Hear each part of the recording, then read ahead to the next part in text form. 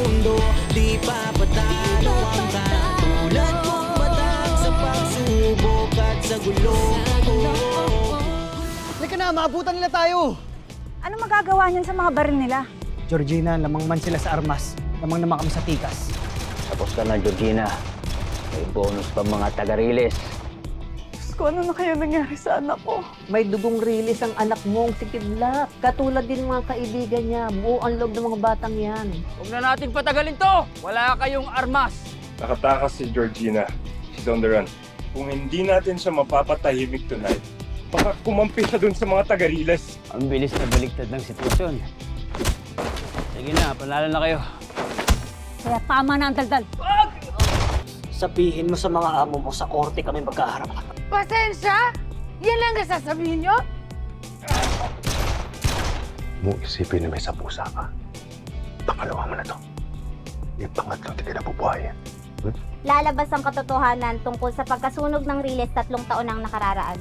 Pinalagyan po nila ng gasolina yung mga bahay para mabilis kumalat yung mga apoy. Maging desperado yung mga taga-riles na magpabayad kapalit ng mga lupa nila. You can all go to hell! Mom, you have to go now! Don't you dare force me to leave! Tingnan na kayo mga polis, nahuli na kayo yung Scarlett na yun. Ito, sana maabutan pa natin sila. Gusto ko talaga makita yung mga mukha ng mga victim na yan habang inaaras si Scarlett. Doon na si Mama sa kasi attorney. Sigurado wala nang kawala yung mga yun. Hayaan niyo akong harapin to ang babae to. What? Wala ka nang pupuntahan, Scarlett. Paparating na rin ang mga pulis. Bago pa sila dumating, I still have time to do this to you! Tama na yan! Maying! Maying! Tama na! Maying!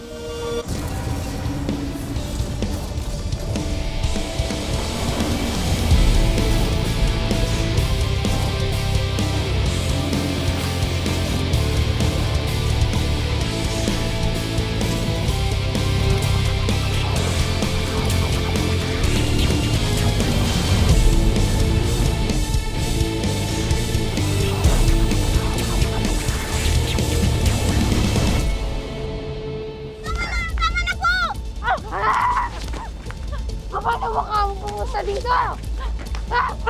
Tumigil na kayo! Tama na! Hindi kita hahayaang makatakas sa dami ng kasalanan mo sa pamilya ko at sa mga kaibigan ko! Tama na! Tama na! Damn you! Pagbabayarin mo ang paninira na ginawa mo sa buhay ko at sa pamilya ko, walang iya ka!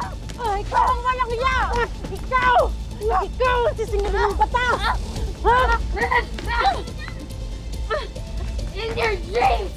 Pero bago ka ba naginip, I'll make your nightmare come to life! Oh my God! Tama na! Halika dito! Keep the car on. Kunin ko lang si Mom. Tama na! Wala na sa bata! Ikaw! Ikaw! Walang iya kayo mga natin tao! Tingnan! Ha? Ano? Nawala tapang mo? So ngayon alam mo na, ha? Na kahit na anong gawin mo, you will never win against us! Against me! Dahil mga ibis lang kayo na pwede naming tapakan kung kailan namin gusto! Jaka! And by the way, Maying, ha? Next time, make it a little bit more challenging.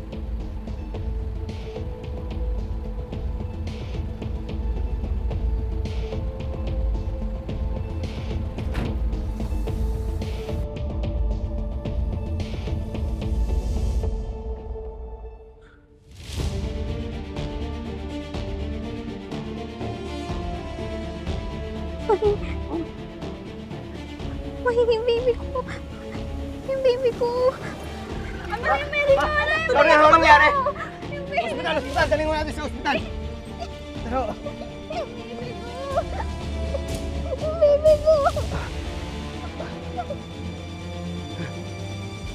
kayo na bahala dyan! Bilis, umalis na kayo!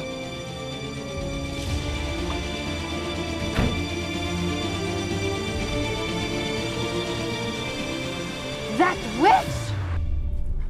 Hindi pa ako tapos sa kanya. I want her to experience hell! My wrath! Mom, you don't have to prove anything to that woman. Ano ba? Alam niya na hindi niya tayo kaya banggain. Natakasan mo nga siya, di ba? Exactly! I don't want her to think that I'm just escaping because I can't beat her. I'm a victor. Hindi ako tumatakbo lang. Can you beat her behind bars? Huh? Fine. Lilo muna. But I will get my revenge. Sinisira niya ako, dudurugin ko siya. At ako mismong tatapos sa kanya. Isama pa niya yung anak niya at nagmamalaki niya ang abogada.